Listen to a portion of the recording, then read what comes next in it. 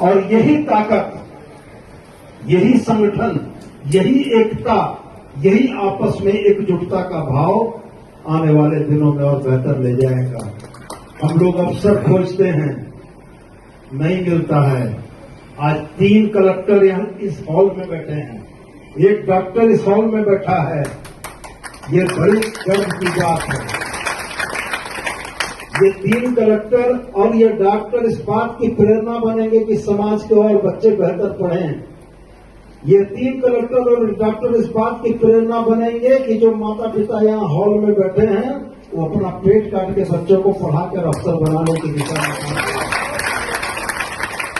तो मैं पुनः एक बार आपसे कहता हूं कि जात ईश्वर की बनाई हुई चीज है, हमने नहीं बनाया।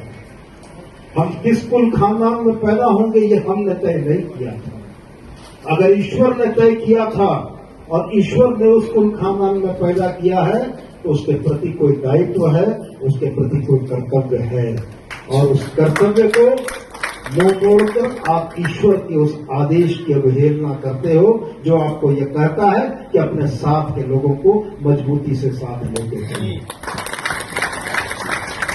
और कभी कोई बड़ी शुरुआत की उम्मीद मत करना। आप, मैं फिर दोहरा कर बोलता हूं, कोई बड़ी शुरुआत की उम्मीद मत करना।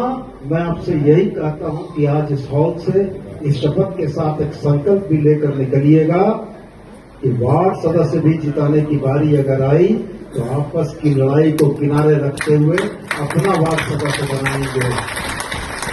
यही पहली सीढ़ी होगी जिस सीढ़ी से आपको राजनीतिक अधिकार हासिल होगा। और जब आप राजनीतिक अधिकार हासिल कर लेंगे तो आपकी आवाज कमजोर नहीं होगी, आपकी बातें कमजोर नहीं होंगी, आपकी बातें भी उतनी मजबूती से, उतने ही सोच के साथ सुनी जाएंगी कि इस समाज की बातों को सुनना बहुत आवश्यक है।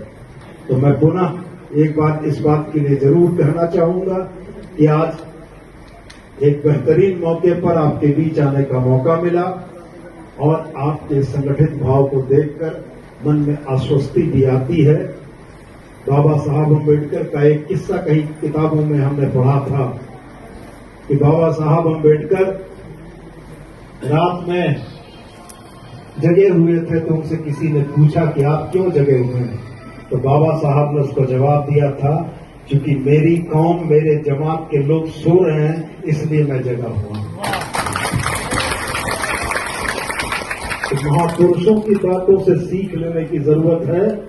अब सोने का समय चला गया, अब जगिए और अपनी जायज हक हिस्सेदारी के लिए संघर्ष करके हिस्सा लीजिए।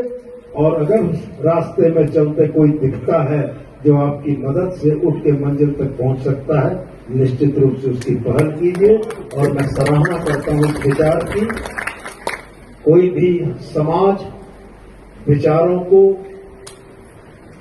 प्रवाहित करने से आगे बढ़ता है और विचारों के संप्रेषण के लिए पत्रिका से बेहतर कोई चीज नहीं हो सकती।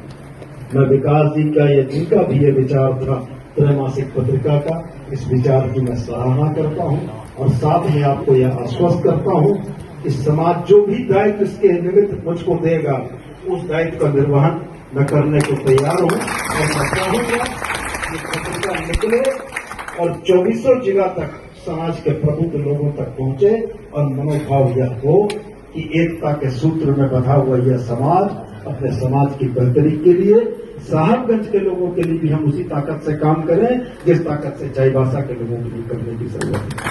बहुत बहुत धन्यवाद।